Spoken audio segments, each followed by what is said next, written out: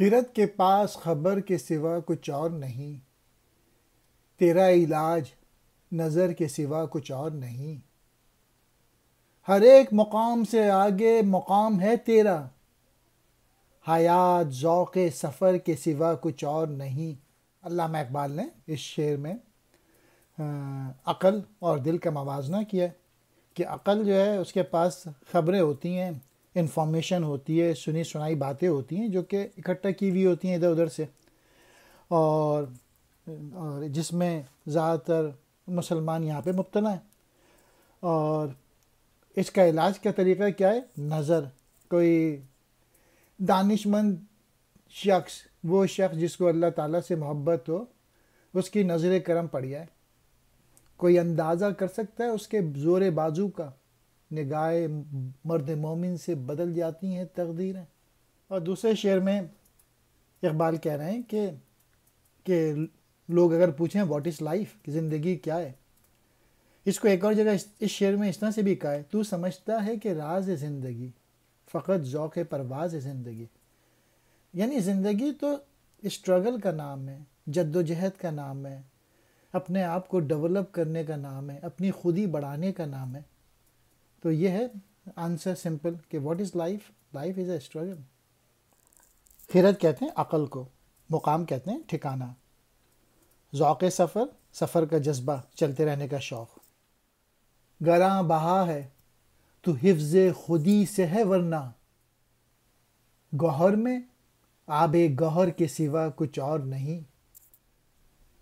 رگوں میں گردش خون ہے اگر تو کیا حاصل، حیات سوز جگر کے سوا کچھ اور نہیں۔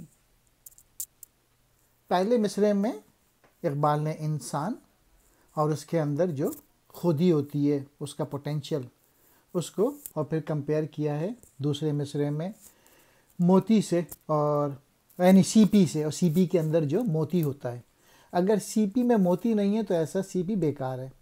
اسی طریقے سے اگر انسان نے اپنے آپ کو ڈیولپ نہیں کیا، اپنا پوٹینشیل نہیں بڑھایا، اپنی محنت نہیں کی، اللہ تعالیٰ نے جو انسان کے اندر صلاحیتیں دی ہیں اس کو نہیں نکھارا، تو ایسا انسان بیکار ہے۔ انسان کے جسم میں اگر خون دوڑ رہا ہے اور وہ ڈیلیور نہیں کر رہا ہے اس دنیا میں، تو ایسا انسان اقبال کی نظر میں بیکار ہے۔ کہ رگوں میں اگر خون دوڑ بھی رہا ہے تو کیا حاصل، اگر تمہارے اندر پیشن نہیں ہے، جذبہ نہیں ہے، عشق نہیں ہے۔ گرائیں بہا نہایت قیمتی، حفظ خودی، خودی کی حفاظت۔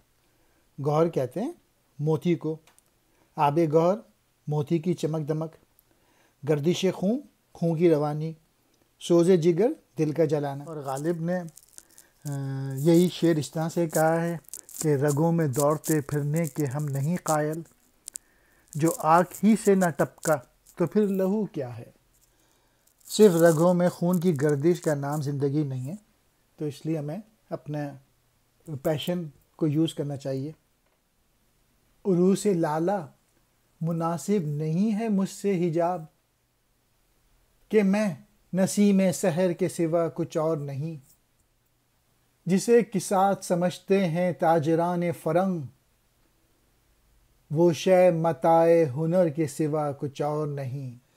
علامہ اقبال کہہ رہے ہیں اپنے محبوب سے کہ تو لالے گل کی طرح سرخ ہے، اور مجھ سے پردہ کیا، میں تو صبح کے وقت جو ہوا چلتی ہے نسیم سحر کے میں تو ہوا ہوں صبح۔ دوسرے شعر میں علامہ اقبال نے مغربی تاجروں کو آڑے ہاتھوں لیا ہے، اور انہوں نے چوٹ مارتے ہوئے کہا ہے کہ حقیقی ہنر کی قدر و قیمت کو تو نظر انداز کر کے صرف نمائشی ہنر کی بدولت روزی کما رہے ہیں۔ یعنی جس شے کو یورپ کے لوگ جو ہیں تاجر کھوٹا سمجھتے ہیں، دراصل وہ ہنر کے سوا کچھ اور نہیں۔ یعنی گلیمر سے، چمک دمک، جو چمک دمک نظر آتی ہے چیزوں میں، ان سے بچنے کی تلقین کی ہے۔ عروس لالا، لالا پھول کی دلہن، مراد لالے کا پھول۔ حجاب کہتے ہیں پردے کو۔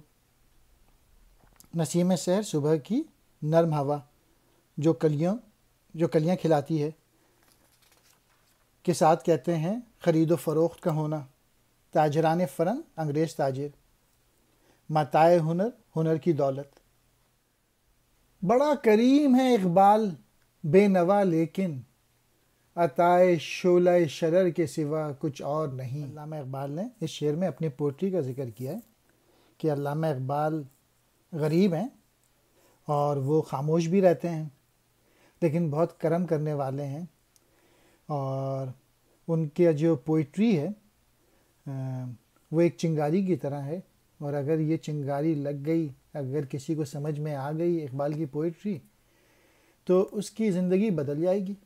اقبال غریب ہے، بے نوا ہے، اس کے باوجود سخی ہے، اور اس کی حیثیت شعلے کی طرح ہے، اور شعلہ چنگاریوں کے سوا اور کیا دے سکتا ہے۔ تو علامہ اقبال کی ساری پوئٹری جو ہے وہ اسلامی ہے، اور اللہ تعالیٰ سے محبت کا جو پھل ہے وہ ہے، اور یہی وہ بانٹ رہے ہیں، اور اس کے علاوہ ان کے پاس کچھ اور نہیں ہے۔ کریم کہتے ہیں کرم کرنے والا، بے نوا خاموش عاجز، عطائے شعلہ شعلے کی عطا، شرر چنگاری۔